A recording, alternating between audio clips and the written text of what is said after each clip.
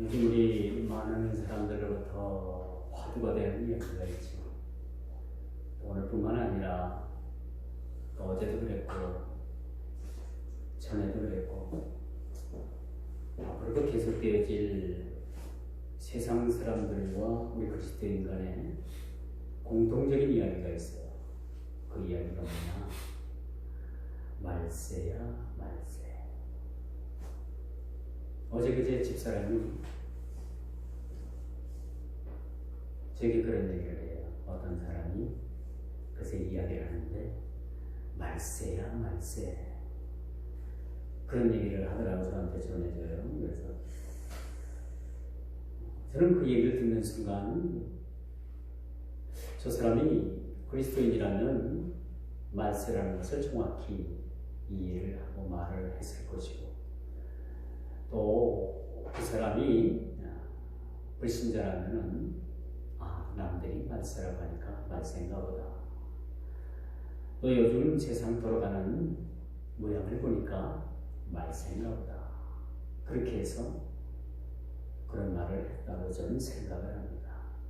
그러나 분명한 것은 크리스찬이든 논 크리스찬이든 간에 하는 말은 공통적인 말이 말세야 말세. 여러분 말세라는 말에 공감하십니까? 동의하십니까? 말세입니다. 그렇다면 예수님 당시에도 말세라고 했고 또 뭐 중세 시대도 말세라고 했고 근세 시대도 말세라고 했고 현재를 사는 우리 현세 시대도 말세라고 하는데 그럼 말세가 언제가 말세인가? 언제 종말이 오는가? 성경은 그렇게 증거합니다. 얀네와 얀네가 모세를 대적한 것 같이 이 마지막 때 많은 사람들이 그리스도를 대적하고 하나님을 떠나고 하나님을 모욕하고 하나님을 배반하고 하나님을 욕하는 시대가 점점점 그 강도가 높아질 것이다 라는 것을 성경은 우리에게 그렇게 가르쳐 주고 있습니다. 말세가 말세라는 말을 이렇게 논할 것 없이 하는 말은 세상적인 이 세상이 그들 보기에나 모두 보기에 정상적인 것 같지는 않기 때문에 그런 말을 하는 것 같습니다. 뭔가 그들에게 불안한 조짐을 느끼고 있다는 증거이기도 하죠. 여러분, 우리가 시대를 가만히 이렇게 관찰해 보면 어제가 다르고 그제가 다르고 1년 전이 달라요. 점점점 세상은 이 말세하고도 지 말을 향해서 달려가고 있습니다. 수년 전에 그런 말을 들었어요. 지금은 12시 하고도 5분 전이다. 때가 가까웠다는 거죠. 그런데 지금은 주님 오실 12시 하고도 1분 전이다 라고 이야기를 해도 그 말은 틀린 말이 아닌 것 같습니다. 점점점 세상은 말세를 향해서 달려가죠. 말세 때 일어난 일들이 온 지구의 기근과 지진과 어떤 여러 가지 그런 고통하는 일들이 수반됩니다. 저는 MBC 온이라는 TV를 보고 아주 마음이 너무 아팠어요. 왜 하나님께서 그렇게 아프리카 지역에 그렇게 아프리카 지역을 메말라가게 하고 있을까? 지금 아프리카에는 물이 없어가지고 짐승이 떼죽음을 당하고 땅이 너무너무 크고 열기 때문에 땅 속에서 열기가 나와요. 열기가 올라와가지고 나무가 그 땅에 갈라진 땅에 되어있던 나무가 다 타나와요. 이건 한마디로 재앙의 수준을 넘어섰다라고 저는 그렇게 생각을 합니다.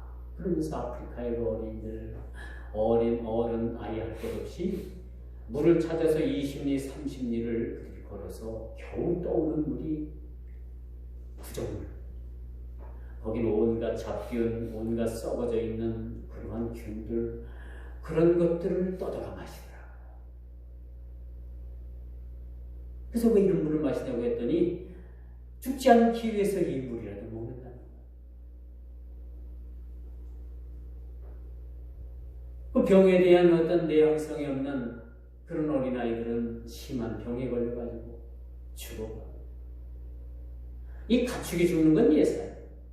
사람도 죽어가고 어린아이들도 죽어가고, 그야말로 저는 지옥이 따로 없다, 그런 생각을 가지고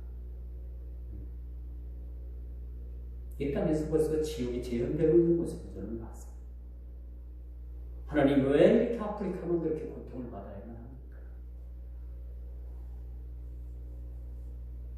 우리 목사님들이 며칠 전에 모여서 이야기를 했어요.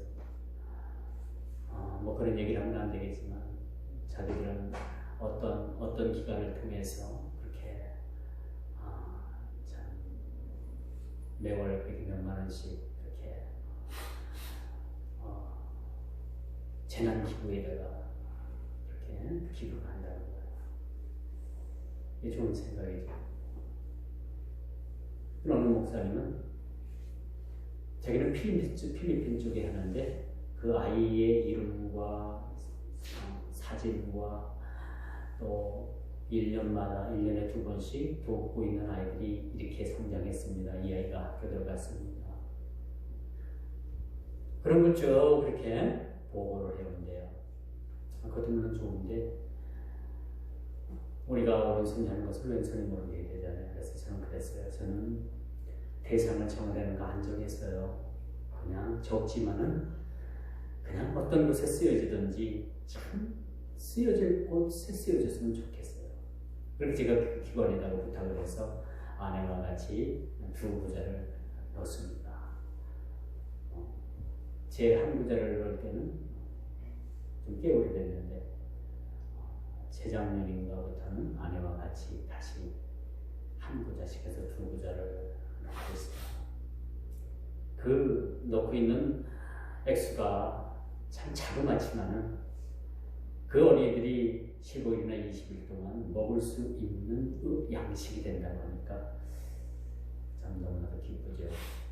그래서 많이는 아니더라도 참 이렇게 기부 형식으로 그렇게 정말 온순히 하는 것을 왼손이 모르게 하는 것이 참 좋겠다라는 생각을 가져서 참 여유가 있어서는 아니죠. 그저 할 수 있는 데까지는 저희들이 한번 해보려고 합니다. 누구를 막론하고 말세야라는 말들이 너무나도 보편화되어 있는 시대에 살아가고 있습니다. 너무나도 쉽게 그렇게 말을 합니다. 그러나 여러분, 말세라는 말 뒤에는 우리가 생각한 것만큼의 크고 놀라우며 그 말세의 재앙을 피할 자가 그렇게 많지 않다는 거예요. 요점은 바로 그겁니다. 많은 사람들이 말세라는 말세를 외치지만은 그 말세의 후에 일어날 그 현상, 그 놀랍고 그 큰 재앙을 피할 자가 별로 없다라는 거예요. 말세라는 것을 깨닫고 준비한다면 얼마나 좋겠습니까? 그런데 그게 아니고 모두가 이구동성으로 누구나 그렇게 말을 하니까 말세라고 그렇게 말을 하지만 말세의 끝 후에는 피할 수 없는 그런 말할 수 없는 고통의 재앙이 다가온다는 사실들을 많은 사람들은 알지 못합니다. 그런 의미에서 우리가 말세를 준비한다는 것은 저와 여러분들이 여러분 깊이 생각해야 돼요. 말세? 우리가 이거 함부로 그냥 말하고 흘려보낼 말이 안 되는 거죠. 말세 후에 우리에게 다가오는 그 크고 놀라운 재앙. 많은 사람들이 그 재앙으로 인해서 고통당하고 그로 인해서 우리 영원한 재앙을 맞이할 그런 일들은 그들이 알지 못한다는 사실들을 우리가 보게 되는 것이죠. 자신들에게 닥치는 재앙은 그들은 알지 못합니다. 나는 아니야 라고 생각합니다. 우리 죽음도 마찬가지잖아요. 많은 사람들이 죽습니다. 근데 그 죽음을 보면서 많은 사람들이 그런 생각을 해요. 나는 아니야. 자기는 죽을 거 생각 안 해요. 그렇죠? 그렇지 않죠? 그렇죠? 옆에 친구가 하나둘씩 세상을 떠나가도, 부모님을 비롯해서 많은 그런 분들이 세상을 떠나가도 나만큼은 죽음을, 나는 죽는다라는 생각을 가지고 사는 사람들은 그렇게 많지 않은 것 같아요. 그러나 분명한 것은 때가 되면 다 하나님의 부름을 받는다. 그러므로 그들은 재앙을 알지 못하지만 또 그렇게 생각을 합니다. 설마 뭐 그런 날이 오겠어? 말세에 고통하는 때가 오겠어? 설마 그런 날이 오겠어? 설마 합니다. 사람 그렇죠? 근데 설마가 누굴 잡아요? 사람을 잡습니다. 그러므로 우리 그리스도인들이 말세에 취하여야 할 자세가 무엇인가를 오늘 본문을 통해서 교훈 주고 있습니다. 그 첫째가 건전한 종말관이 우리에게 필요하다. 누구든지 다 말세야 하지만 진짜 말세를 알고 말세라고 하는 사람이 있고, 누가 그렇게 얘기를 하니까 덩달아 말세야 말세라고 하는 사람들이 있는데, 그렇다면 우리 그리스도인들은요, 이 건전한 종말관 이 우리에게 필요하다는 거죠. 소위 이단들의 특징은요, 시한부적인 종말론을 주장합니다. 그래서 이단들은 예를 들어서 2021년 2월 20일에 예수님 오신다라고 딱 그렇게 얘기를 해서 많은 사람들을 불안하게 하고 삶을 포기하게 만듭니다. 2021년 언제 오시는데 뭐 그때 뭐 아파트가 여차면 뭐해?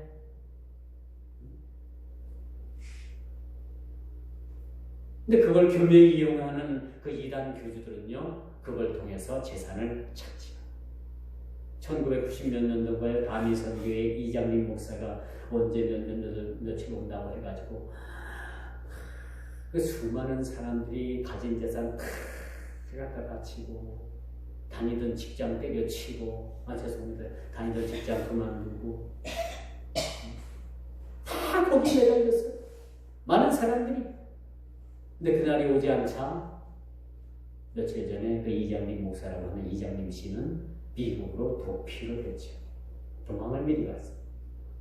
남아있는 사람들이 그 날짜 그 시를 기다렸는데, 뭐 방송국에서도 막 카메라를 들이대고서 그 사람들을 막 찍었어요. 야, 이 사람들 진짜 휴가 되냐 안 되냐 그걸 보느라고 했는데 웬걸 그냥 지나가 버리지 않았습니까?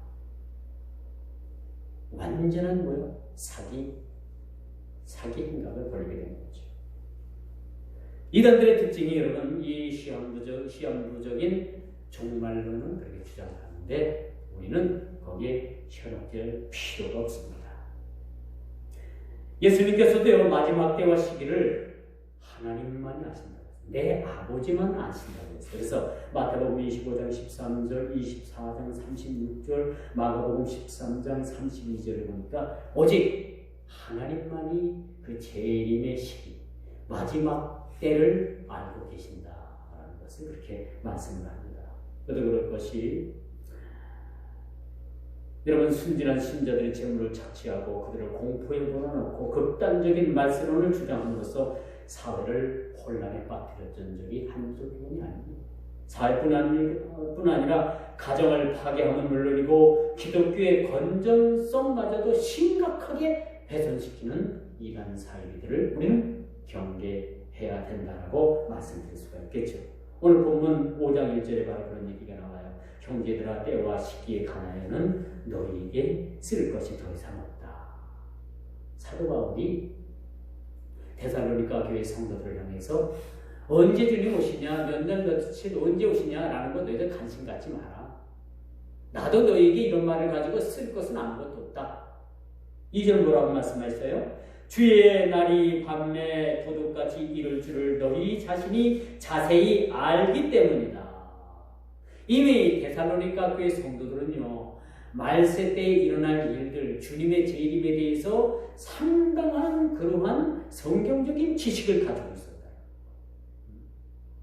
그래서 어떠한 이단 사이비들이 들어와가지고 그들을 거짓으로 현혹을 해도 그들은 성경적인 말세론적인 말세에 대한 지식이 있었기 때문에 흔들리지 않았다는 거예요.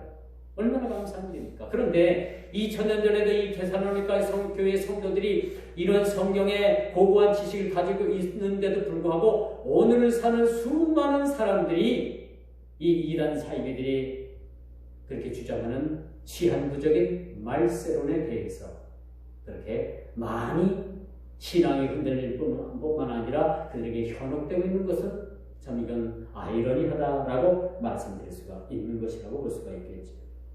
2절입니다. 주의 날이 언제 옵니까? 밤에 도둑같이 이룰 줄을 너희가 잘 안다. 도적이 언제 옵니까? 아무도 몰라요. 도적이 오고 싶을 때 오는 겁니다. 밤을 새워 지키다가도 잠깐 조는 사이에 그때에 도적이 오는 겁니다. 10사람이 도적을 막겠다고요? 10사람이 한 사람 도적을 막겠다고요? 못 막습니다.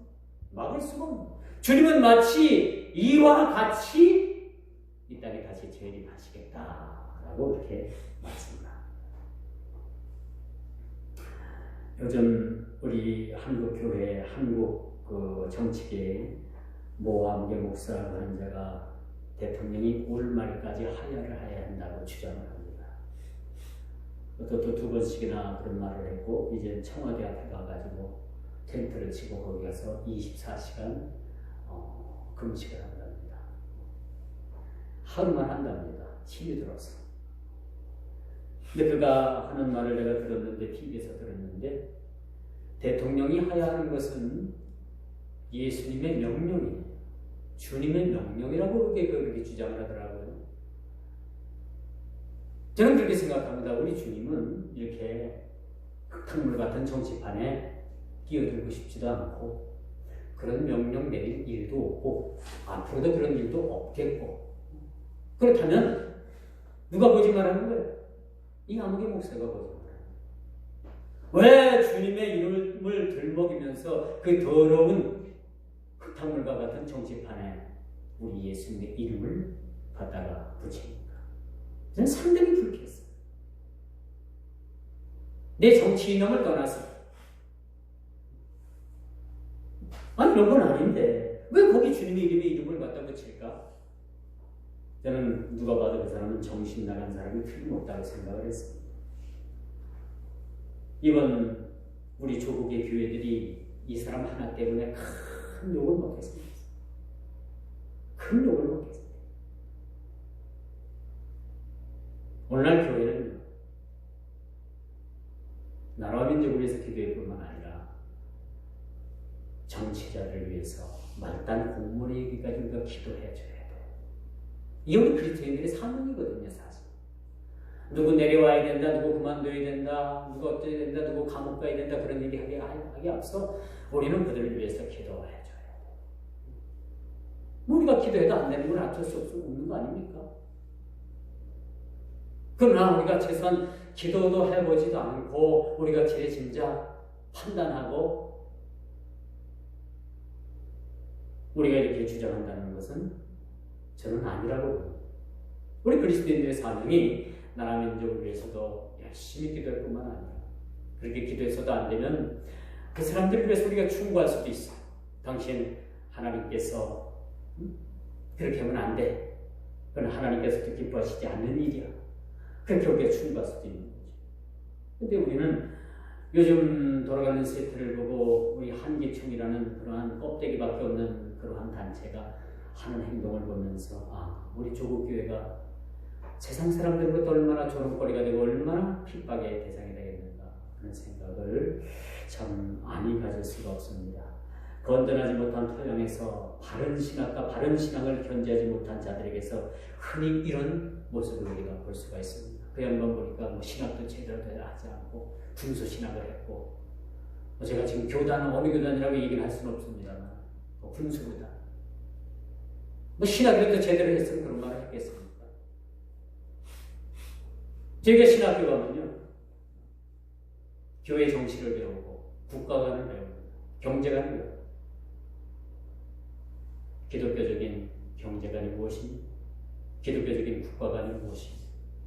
정치가 무엇이니? 다 배우고 이런 거 제대로 배우지 않았다.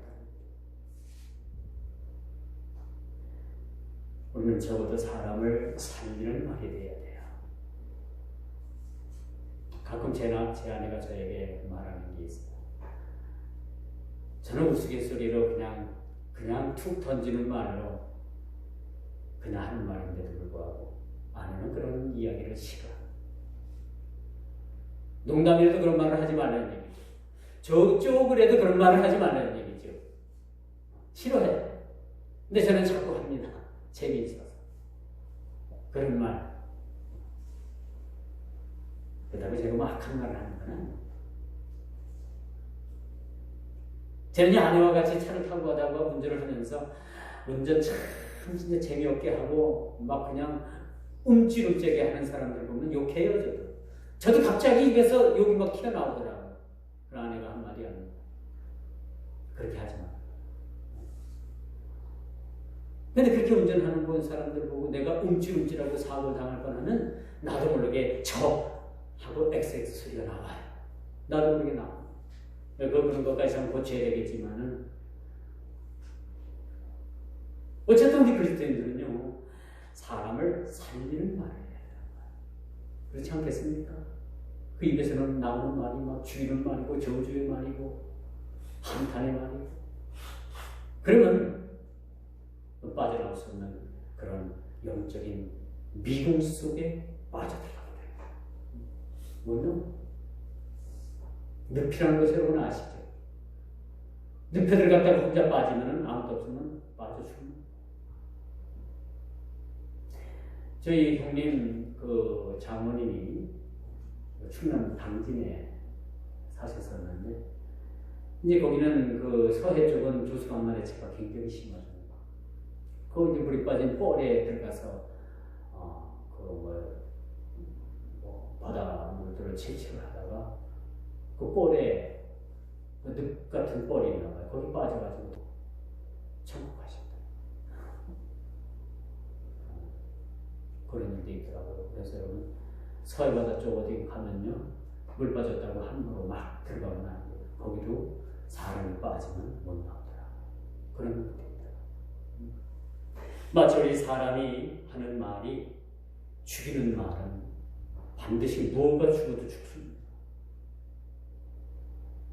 죽이는 말이라면 자기 집에 키우는 화초가 죽든지, 화단에 키우는 꽃이 죽든지, 수족관에 키우는 고기가 죽든지, 누가 죽든지 죽어요.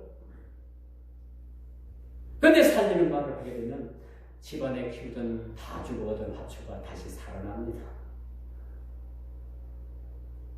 누가 실험을 했대요. 자기 집에서 기르는 화초를 보고 매일 아침마다 일어나자마자 너 죽어라, 너 죽어라, 이 못생긴 꽃아. 꽃도 제대로 키우지 못한 이 꽃아, 너 죽어라. 매일매일 그런 얘기를 했더니 몰망가가지고 그 화초가 비들비들 시들시들 말라 죽더래요.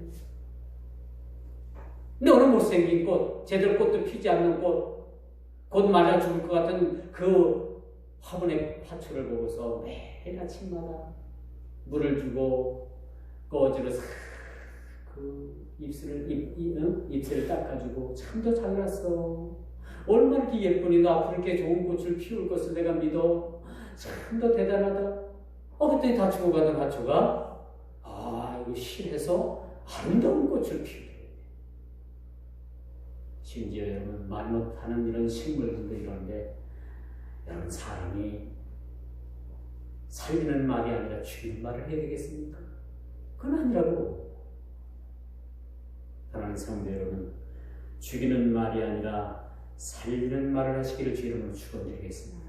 많은 사람들이 여러분의 그 살리는 말로 인해서 살아날 수가 있는, 본문을 보십시오. 이단 사이비들이 주장하는 바가 얼마나 터무니없는 일입니까? 1절 그 미혹하는 어둠의 세력들이 주장하는 새빨간 거짓말을 우리가 보죠. 1절을 제가 다시 한번 읽을게요. 형제들과 때와 시기에 관하여는 너에게 쓸 것이 없음은 2절 주의 날이 밤새 도둑같이 너희에게 이를 줄 너희 자신들이 너무너무 잘 알고 있기 때문에 나는 너희들에게 더 이상 할 말 없어. 이런 얘기는 하지 않아도 너희들이 너무나도 잘 알기 때문에 나는 너희들에게서 고마워, 감사해. 그런 말이에요. 직역하자고 말고 있습니다. 우리가 깨어있어 주님을 오실 날을 기다리는 것은 우리 신자에게는 그렇게 매우 중요한 얘기는 아닙니다.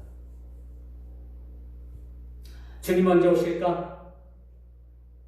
우리가 그날을 고대하고 있지만은 그 날이 그렇게 중요하진 않아요. 왜? 언제 주님 오실지 아는 이가 없으니 등불 들고 우리는 주님 맞을 준비만 하면 됩니다.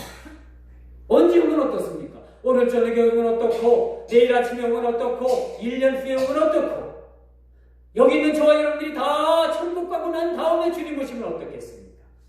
그런 건 상관이 없어요. 다만 우리가 언제 주님 오실런지 우리는 주님 맞을 준비만 되어 있습니다. 공부 잘하는 아이의 비결이 뭔지 압니까? 공부 못하는 아이들이 시험 시즌이 되면 막 밤을 새우고 코피 터지게 막 밤 새우고 공부를 해요.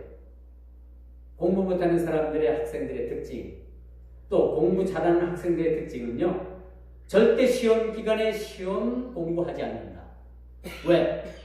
강의 시간에, 수업 시간에 이것은 시험에 문제에 나올 만하다 하면 그것을 캐치를 해서 그것을 평상시에 다 머리에 암기를 하든지 그것을 다 이해를 해요. 그리고 시험 기간 동안에 고기 잡으러 가고 수영하러 가고 놀러 다닙니다. 그런데 시험만 보면은 1등이에요. 왜 그렇다고 생각합니까? 미리 알고 준비하는. 이게 공부 잘하는 아이의 비결입니다. 공부하는 것 같지 않고 설렁설렁 그래도 시험만 보는 그 클래스에서 탑입니다. 톱입니다. 제가 청년 때 모교회 전사님이 어느 날을 지정해 주면서 그날 교회 좀 와달래요. 그때는 청년이 저와 같이 청년이 또 같은 지역에 살아서 둘을 그렇게 부르더라고요.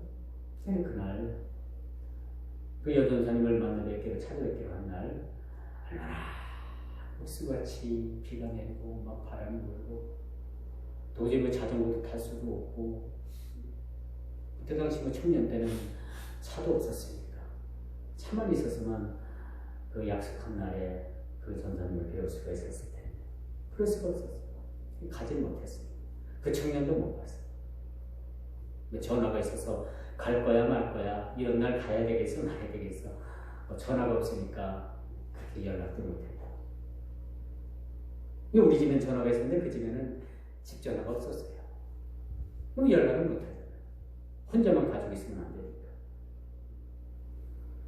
그렇게 시간이 지나고 나서 전사님이 어느 날 왜 그래 안 왔어? 저에게 물었어요. 그래서 저는 조금 개면적이면서도 미안한 마음이 있어서 그날 비가 너무나 많이 오고 바람도 불고 도저히 올 수가 없었어요.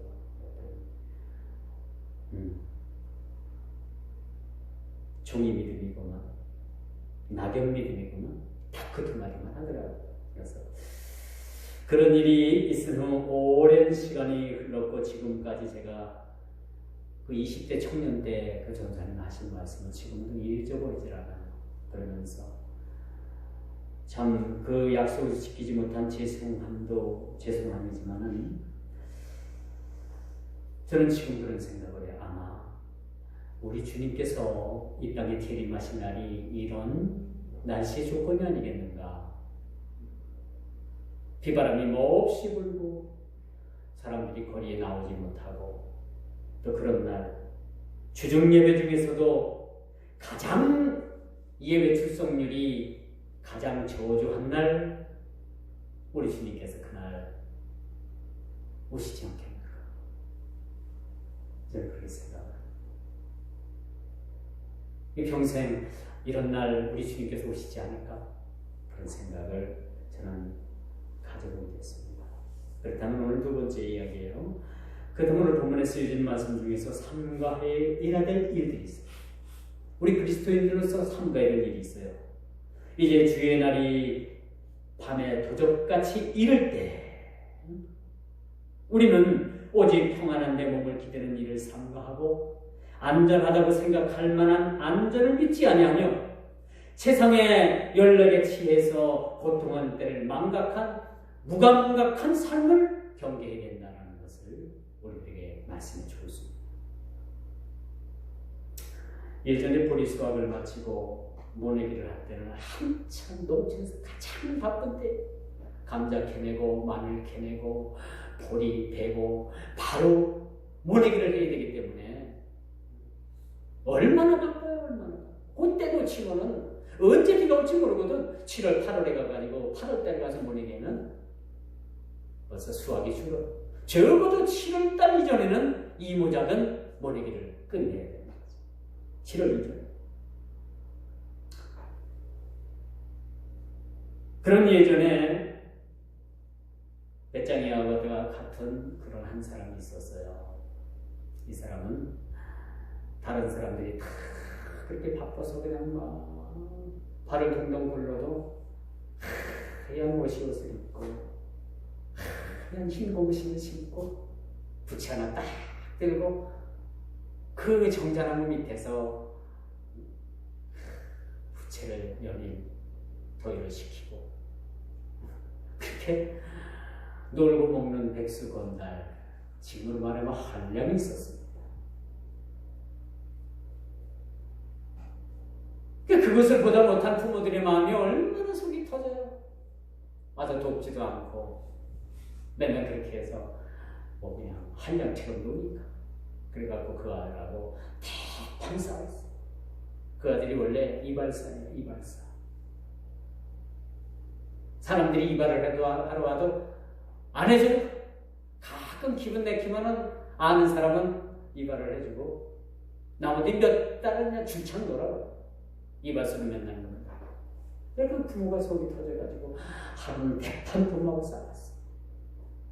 집 나가라. 너는 자식도 아니다. 어찌 이렇게 바쁠 때 네가 신선이냐 한량이냐. 그래서 부모하고 대판 싸운 모습을 보게 됩니다. 제가 왜 이런 말씀을 드리느냐, 마치 주의 때가 이렇게 우리가 평안하다 배짱이처럼 노래 부르고 노는 때에 우리 주님께서 후연히 이 땅에 오시지 않겠는가 그런 생각을 가져봅니다. 우리 중에는 이런 한량은 없어요. 날마다 시간이 하루가 48시간이라도 여러분들이 다 모자란 시간을 쓰고 있는 사람들입니다. 그러나 오늘 본문에 보면 주님이 오실 날이 도저히 오는 날같이 그렇게 오시겠다. 그럼 과연 누가 주님 오실 날을 그렇게 준비하고 있을까? 깨어있지 않으면 안 된다는 거죠. 안전하다고 안전에 기댈 것이 못되며 또 여러분 세상 연락에 취해서 고통하는 때를 여러분 망각해서는 안 될 것이며 평안하다고 해서 그 평안에 몸을 기대서는 안 된다는 사실들을 오늘 본문은 그렇게 우리에게 삼가해야 될 일들에 대해서 말씀해 주고 있음을 우리가 보게 됩니다. 우리 마음에 우리 눈에 파수꾼을 세우고 마치 파수꾼이 새벽을 기다리듯이 주님의 날을 준비하는 자세가 필요하다는 것을 우리에게 그렇게 보여주고 있습니다. 그리고 세상을 빛의 아들들로 살아라 라고 이렇게 말씀합니다. 빛의 아들들은 빛을 향해서 걸어갑니다. 어둠을 버리고 정신 차리라는 것이죠. 요즘 연일 방송마다 강력한 사건 뉴스가 그 헤드라인을 장식합니다. 요즘 이렇게 강력한 사건들이 연일 터지는 모르겠어요. 그렇죠? 무슨 여인 그 청주 와서 살았더라고요. 원래 제주도 사람인데 여러분 시대가 이렇게 악하면 악할수록 사람들이 난폭해지고 사람들이 매서워지고 싸나우며 이웃 사랑하기를 뭐같이 하고 이웃 생각하기를 뭐같이 내 형제 하기를 뭐같이 생각하고 이런 시대에 우리가 살아가고 있습니다. 마치 이런 참혹한 일들이 점점점 심화될 뿐만 아니라 마치 치킨 게임 하듯이 물러설 수 없는 세상 제약과의 한판 게임이 지금 벌어지고 있다는 사실이죠.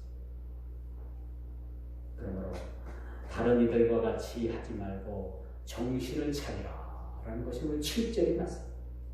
정신 차려야 된다는 거예요. 지금 여러분들이 졸았어야 되겠습니까? 졸고 있었어야 되겠어요? 아니에요. 본문 말씀을 보세요. 졸 수 있는 본문은 아니에요. 정신 차리는 얘기예요.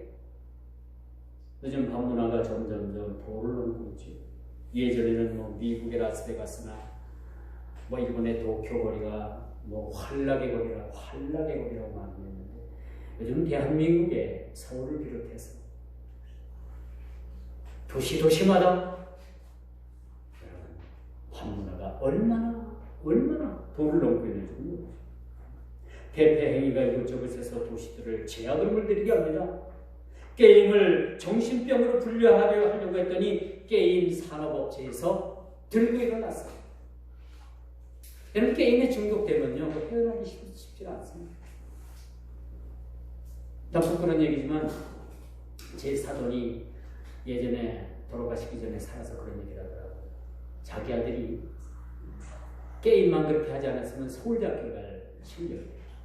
공부도 맞추기 잘했어요. 걔가 머리도 좋고 지금 영어 토플 토익을 보면은 거의 만점을 맞습니다. 만점이 나와요. 영국을 2년 동안 유학을 갔다 와서 그런지 몰라도 영어는 참 잘하는 머리가 좋아요. 그런데 걔가 게임을 잘합니다.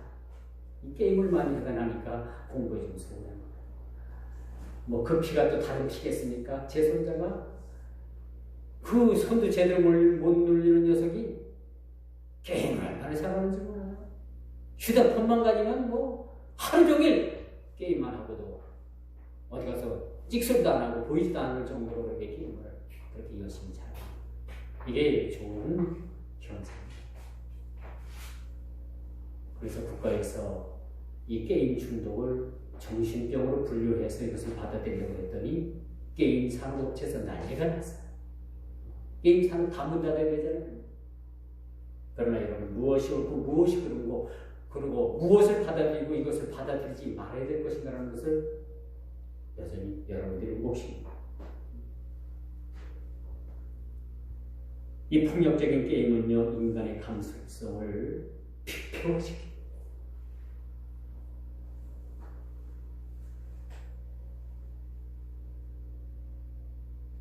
그러므로 이렇게 피폐화된 삶에는 여러분 따뜻함이 있겠습니까?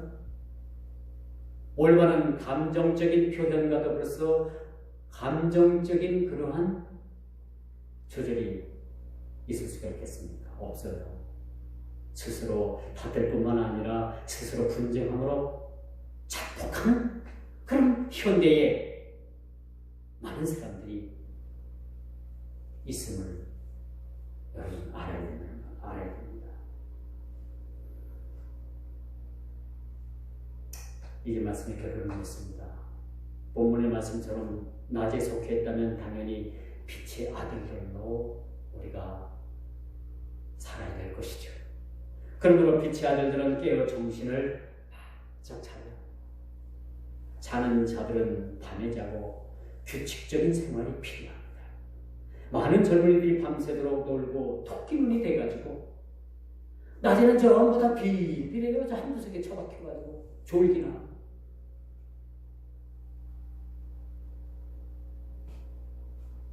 날이 활동하는 시간에 모두가 약을 먹은 사람들처럼 그렇게 호적되는 모습들을 그런 젊은이들을 봅니다.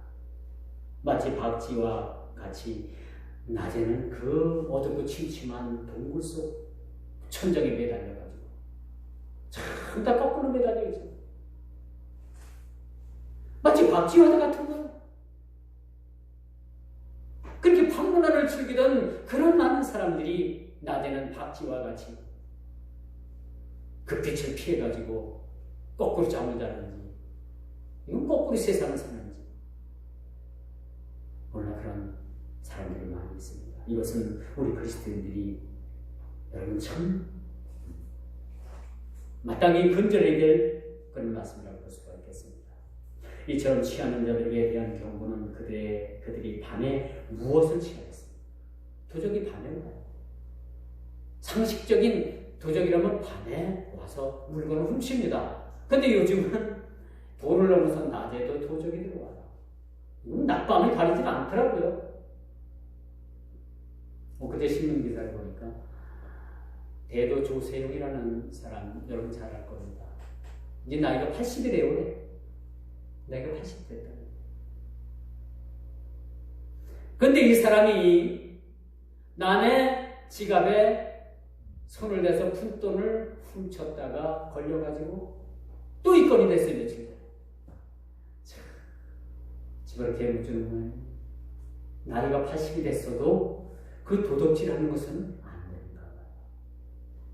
한때 이 조세용 씨가 여의도 순복음교회를 출석을 하면서 나는 이제 도적질에서 손 뗐다, 손 씻었다 해가지고 또 그가 이제 교회에서 집사 직분을 줘가지고 전국 방방곡곡 곡곡 다니면서 막 간증을 하고 나는 이렇게 과거에 도둑놈이었습니다. 그런데 이제 도적질에서 손을 씻고 새 사람 됐습니다.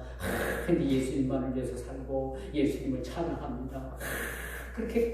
그렇게 하고 다녔던 사람이 얼마 안 가가지고 다시 또 도둑질을 하게 되는 거예요. 도둑질.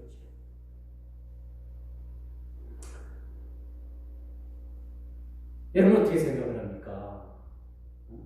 예수를 믿었다고 하고 교회 나가고 출석도 하고 집사도 됐다고 했는데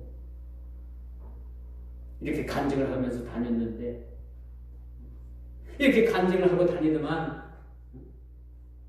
참 부끄러운 일이 아닙니까? 얼마나 부끄러워요. 왜 그렇다고 생각합니까? 진짜 이 사람은 그 내면에 예수님을 못 만나는 거죠. 예수님을 못 만나는 거죠. 그게 결론이고 답입니다. 오늘 사도는 이렇게 권면합니다.